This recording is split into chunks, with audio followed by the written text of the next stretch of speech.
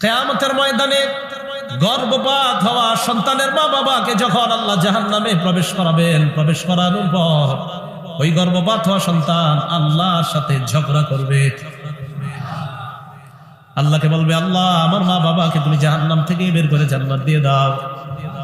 ফায়ুকালু আদখিল আবাওয়াইকাল জান্নাত, আল্লাহর পক্ষ থেকে বলা হবে তুমি তোমার মা বাবাকে জান্নাতে প্রবেশ করায় দাও।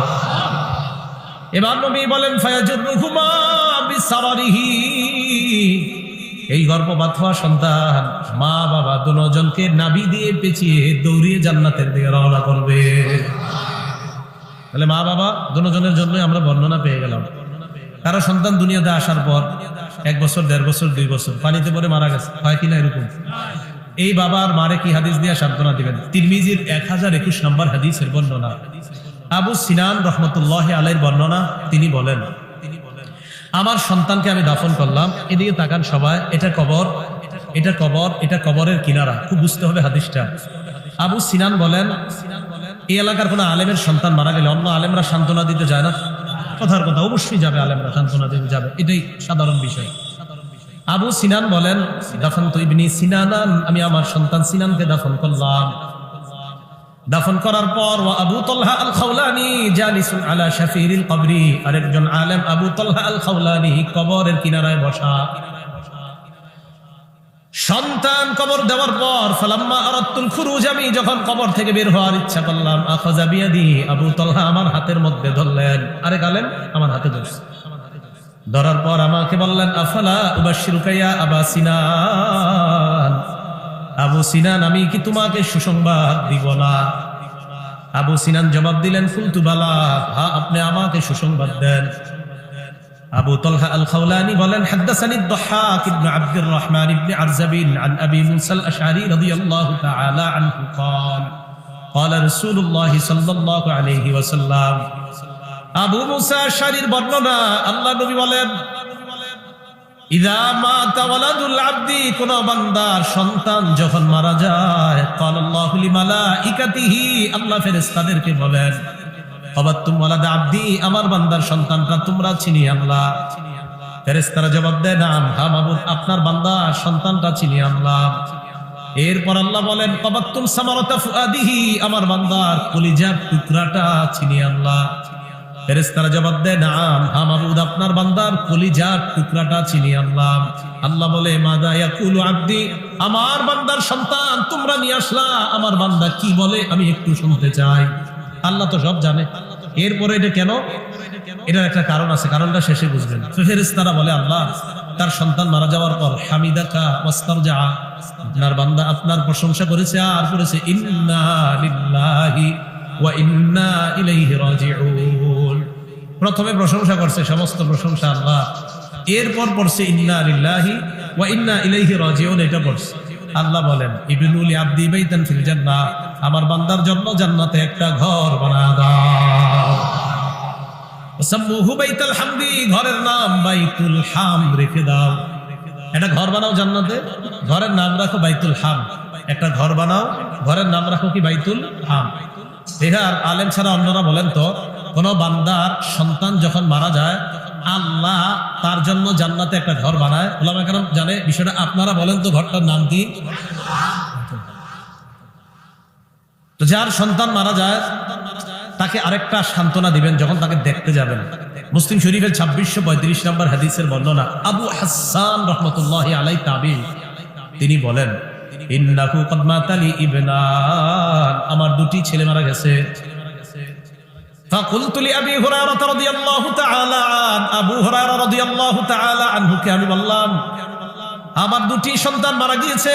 ফামা আনতা বিমুহাদ্দিসি আর রাসূলিল্লাহি সাল্লাল্লাহু আলাইহি ওয়াসাল্লাম বিহাদিসিন তুতাইবু বিহি আনফুসানা আন মাউতানা, আপনি এমন কোন হাদিস বলেন যে হাদিসের মাধ্যমে আমরা নিজেদেরকে সান্ত্বনা দিতে পারি।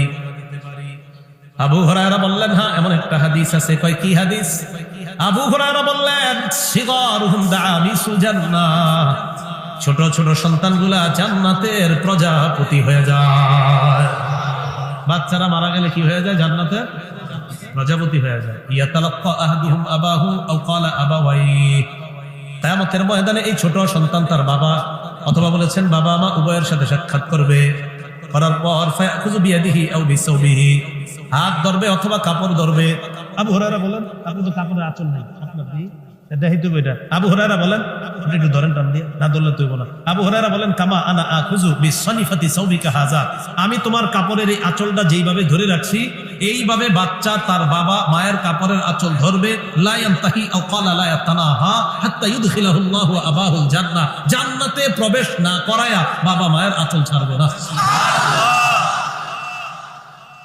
এই জন্য সন্তান যদি মারা যায় তার মা বাবাকে সান্ত্বনা দেওয়া, এই কথাগুলা বলে। এখন কথা হলো, সন্তান মারা যাওয়ার পর এদেরকে লালন পালন কে করে? এই বাচ্চাগুলারে সহিহুল জামে কিতাবের নাম 1023 নম্বর হাদিসের বর্ণনা। ক্বালা রাসূলুল্লাহ সাল্লাল্লাহু আলাইহি ওয়াসাল্লাম, নবীজি সাল্লাল্লাহু আলাইহি ওয়াসাল্লাম বলেন, আতফালুল মুমিনিনা ফি জাবালিন ফিল জান্নাহ, মুমিনদের ছোট ছোট সন্তানগুলা শৈশবে যদি মারা যায় তারা জান্নাতের পাহাড়ের মধ্যে অবস্থান নেয়। মুমিনদের ছোট সন্তানগুলা কোথায় অবস্থান করে? জান্নাতের পাহাড়ে। ইউকাফিলুহুম ইব্রাহিম ওয়া সারা আলাইহিমাস সালাতু ওয়াস সালাম হাত্তা ইয়ারুদ্দাহুম ইলা আবাইহিম ইয়াউমাল কিয়ামাহ, তাদেরকে ইব্রাহিম নবী এবং সারা লালন পালন করে কিয়ামত পর্যন্ত। কিয়ামতের ময়দানে ইব্রাহিম নবী এবং সারা ওই সন্তানগুলাকে বাবা মায়ের কাছে সুপর্দ করে দেয়। তাহলে লালন পালন করে কে? ইব্রাহিম নবী আর সারা। এই বাচ্চা যাওয়ার পর তাদেরকে দুধ পান করায় কে? বাচ্চা তো মারা গেছে, দুধের বাচ্চা মারা গেছে, তাই দুধ পান করাবে কে? তাকে দুধ পান করানোর জন্য জান্নাতে একজন দুধ পানকারিনী রেডি আছে, যে দুগ্ধ দানকারিনী একজন জান্নাতে তৈরি আছে ওই বাচ্চাকে দুধ পান করানোর জন্য। সহিহ বুখারী 1382 নম্বর হাদিসের বর্ণনা।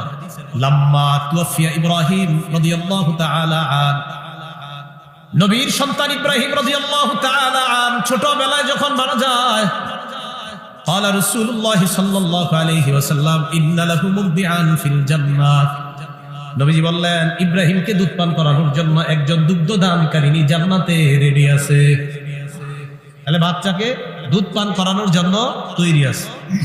এখন কথা, বাচ্চা যদি বড় হয়, বাচ্চা যদি বেঁচে যায়, তাহলে কি করণীয়? 1 নাম্বার করণীয়, বাচ্চার কানে আজান দেওয়া। বলেন কি করা? আজান দেওয়া। আবু দাউদ শরীফের 5105 নম্বর হাদিসের বর্ণনা। উবাইদুল্লাহ ইবনে আবি রাফি' থেকে বর্ণনা, তিনি বলেন, আমার আব্বা বলেছেন, রাআইতু রাসূলুল্লাহ সাল্লাল্লাহু আলাইহি ওয়াসাল্লাম আযানা ফি উযুনিল হাসান ইবনে আলী ইবনে আবি তালিব রাদিয়াল্লাহু তাআলা আন হিনা ওয়ালাদাতু ফাতিমা বিস-সালাহ। ফাতিমা রাদিয়াল্লাহু তাআলা আনহা যেদিন তার সন্তান হাসানকে জন্ম দেয়, আমি দেখলাম নামাজের যেমন আজান হয়, আল্লাহ নবীকে দেখলাম হাসানের কানের মধ্যে অবিকল নামাজের মতো আজান দেয়।